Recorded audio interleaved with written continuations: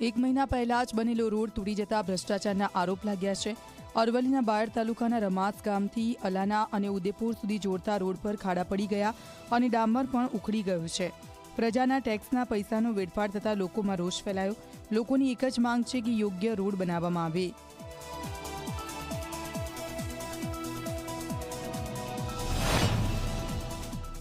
रमस थी उदयपुर रोड बनावेलो छे, एक मास छे एमां पोपड़ा ने खाड़ा पड़ी गया छे, तैरे पड़ी गई छे। एना माटे वहेली तके तपास थवी जोईए अने फरीने आ रोड बनवो जोईए।